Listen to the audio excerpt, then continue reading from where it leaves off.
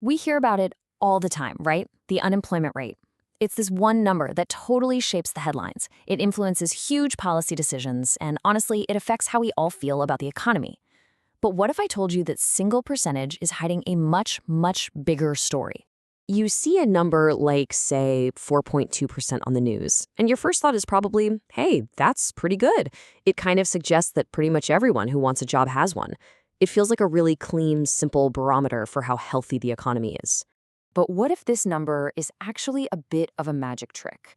What if it's hiding a way more complex and often a much more painful reality? A reality that affects millions of people in some really profound and lasting ways. Because, behind that clean little percentage, there are real stories. Stories of financial hardship, sure, but also stories of these lasting scars. Scars that don't just impact one person, but their families and really their entire futures. And that's the real story we're going to dig into today. Okay, so before we can unpack what the unemployment rate is hiding, we need to get crystal clear on what it's even measuring in the first place. And trust me, it's probably way more specific than you think. So here's the deal. To be officially counted as unemployed, you have to check 3 very specific boxes. 1, you have to be jobless. 2, you have to have been actively looking for a job in the last 4 weeks. And 3, you have to be available to start right away. If you miss even one of those, poof, you're invisible to that official number. And that super narrow definition, that's exactly why the number can be so misleading. It completely misses the real human cost of being out of a job, which goes so far beyond just a temporary missing paycheck. The effects can literally stick with you for a lifetime.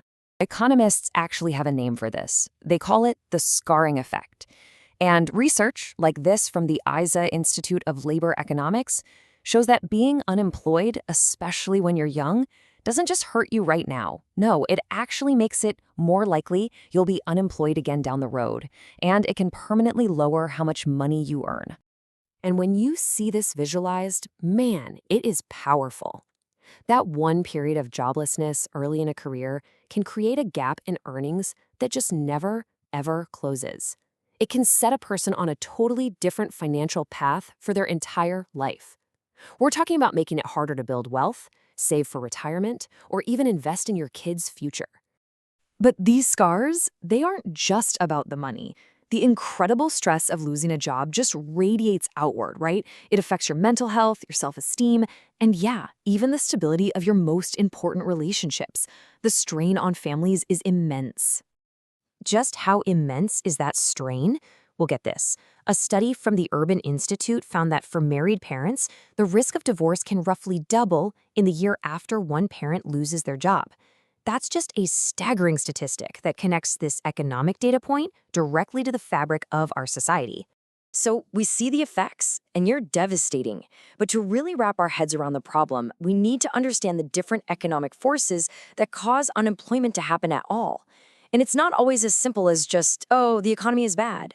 Generally, economists talk about 3 main types. First up is frictional unemployment. Think of this as the normal, kind of healthy churn of the job market, like a new grad looking for that first gig. Then you've got structural, which is a bigger problem. It's a mismatch between the skills people have and the jobs that are actually out there. And finally, there's cyclical unemployment. This is the one we all think of, job losses that happen because the whole economy takes a nosedive. Now, while we usually focus on those big downturns, some of the most fascinating ideas about employment actually challenge how companies should behave even when times are good. And that brings us to this incredible puzzle from history, one that seems to fly in the face of basic economics. So here's the puzzle. Econ 101 says you pay your workers as little as you can to get the job done, right? It's all about minimizing costs. So why on earth would a company, especially one as obsessed with efficiency as Ford, intentionally decide to pay its workers more than it had to?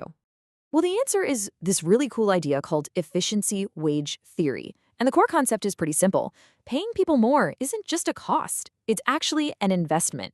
The theory goes that higher pay can boost productivity, motivation, and loyalty so much that it more than pays for itself. And you know who the greatest test case for this was? Henry Ford. Back in 1914, he did something that was just seen as completely radical. He introduced the $5 day, which overnight more than doubled the typical wage for his factory workers. His competitors thought he'd lost his mind. But he hadn't. Not even close. A famous study later confirmed his move was a massive success. Just as they found, both productivity and profits at Ford absolutely soared. People were literally lining up down the block for jobs, and his best workers weren't going anywhere. So why did it work so well? Well, it came down to a few key things. Workers were terrified to lose such a high-paying job, so they worked harder. It built this incredible sense of loyalty. It attracted the absolute best, most skilled applicants. And let's be honest, it made the incredibly boring, grueling work of the assembly line a lot more tolerable. That whole story about the $5 day, it does more than just challenge old ideas about pay. It proves that investing in workers can be fantastic for business, and it forces us to look beyond the simple numbers and see the bigger picture, which brings us right back to where we started, questioning that single unemployment number. That official rate we hear about all the time, it's really just the tip of the iceberg.